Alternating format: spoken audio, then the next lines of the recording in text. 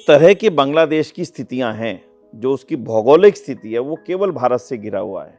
इस नाते से मैं इस बात को बहुत मजबूती से कह सकता हूं कि भारत सरकार उसके ऊपर डिप्लोमेटिक दबाव बनाए तो और अंतर्राष्ट्रीय दबाव बनाएगी तो मुझे नहीं लगता कि हम उन्हीं उसी देश में रक्षा कर पाने में बहुत मजबूती से सफल हो पाएंगे। लेकिन आदरणीय गुरुजी ने जो बड़ी बात कही है ना, उसके ऊपर ध्यान देना पड़ेगा अपने को। बांग्लादेश के कितने लोग इस समय भारत में रहते हैं, कब से रह रहे हैं?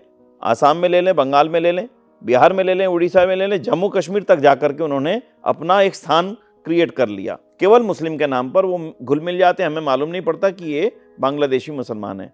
लेकिन अगर आज भी भारत सरकार इसके लिए एक मजबूत एक मुहिम चलाए कि कोई भी बांग्लादेशी मुस्लिम, क्योंकि सीए आ गया इसलिए हिंदू को यहाँ रहने पर अधिकार है पूरी तौर पर, वो रहे, क्योंकि इस देश का बंटवारा ये अकेले इस आधार पर हुआ था, उसमें गलती नहीं है। लेकिन उनको यहां से बाहर निकालना पहली प्राथमिकता होनी चाहिए, और वो मुझे लगता है बड़े दबाव के रूप में काम आएगा, निश्चित रूप से काम आएगा। जिस दिन यहां से 500, 800, 1000, 2000, 5000 के जत्थों को तैयार करके बांग्लादेश की सरकार के जबरदस्त, अमेरिका भी वापस भेजता है, मैक्सिको वापस भेजता है, पूरा हवाई जहाज भर के कहता है तेरे देश में उतरेगा, उठा लेना अपने नागरिकों को। जब तक भारत सरकार, आज थोड़ा सा उदाहरण लें इजराइल का, इजराइल ने देखा उसके नागरिकों के साथ हमास ने क्या किया, उसके नागरिकों के साथ उस देश के आतंकवादी संगठन ने क्या किया। उस वीडियोस को देख करके इजराइल ने तत्काल कहा कि बस अब नहीं, और यह भी एक ऑप्शन संभव है इस देश के लिए कि इसको करने के लिए मजबूर होना पड़े।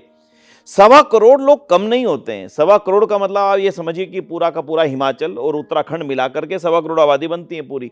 इतने बड़े राज्यों को, इतने सारे लोगों को भारत में लेकर के आ जाना, उनकी सारी धन संपत्ति सारी की सारी, एक मतलब आप एक समझिए ना कि जिस समय विभाजन हुआ था 1947 में, लगभग इतनी भी संख्या उस समय नहीं थी। उस समय जो दुनिया का सबसे बड़ा एक विभाजनकारी वो माना जाता है। इसलिए मुझे लगता है भारत सरकार को दबाव देकर के, डिप्लोमेटिक दबाव देकर के, अंतर्राष्ट्रीय दबाव देकर के, और सैनिक दबाव, क्योंकि और व्यापारिक दबाव अपने आप में बड़ा है, क्योंकि व्यापारिक दबाव इसलिए बड़ा है कि बांग्लादेश की मूलभूत जरूरतों को भारत पूरा करता है, और उसके बिना उसका गुजारा आज भी नहीं है, कल भी नहीं होगा।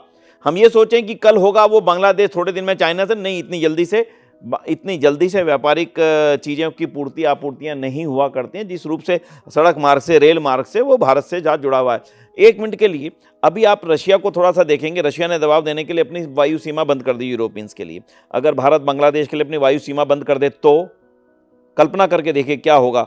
ना उधर ना इधर, ना उधर जा सकता है ना इधर आ सकता है। इसलिए भारत सरकार को कुछ मजबूत डिप्लोमेटिक निर्णय लेने पड़ेंगे कि अगर अल्पसंख्यक समुदाय के ऊपर थोड़ा सा भी अगर वहां की सरकार ने थोड़ी सी भी ढील दी उनकी सुरक्षा को लेकर के, तो भारत को अपने वायु सीमा बंद करनी पड़ सकती है।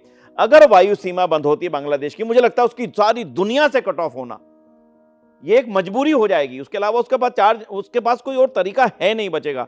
आप अगर भौगोलिक स्थितियां देखेंगे तो पूरे समुद्र को पार करके, लंका को पार करके उसको जाना पड़ेगा, और वहां भी दुनिया भर से लोगों को आने के लिए वहीं से आना पड़ेगा। इस समय पाकिस्तान की मजबूरी भी है, चाइना की मजबूरी भी है, और ये ही हमें डिप्लोमेटिक दबाव देकर के वहाँ की हमारी बांग्लादेश में जो हिंदू जनसंख्या या अल्पसंख्यक और भी ईसाई भी हैं, सिख भी हैं, और भी हमारी आर्य समाज के लोग कहें या फिर इस्कॉन से जुड़े हुए लोग कहें, सारी संस्थाएं मूल रूप से हिंदूवादी हैं।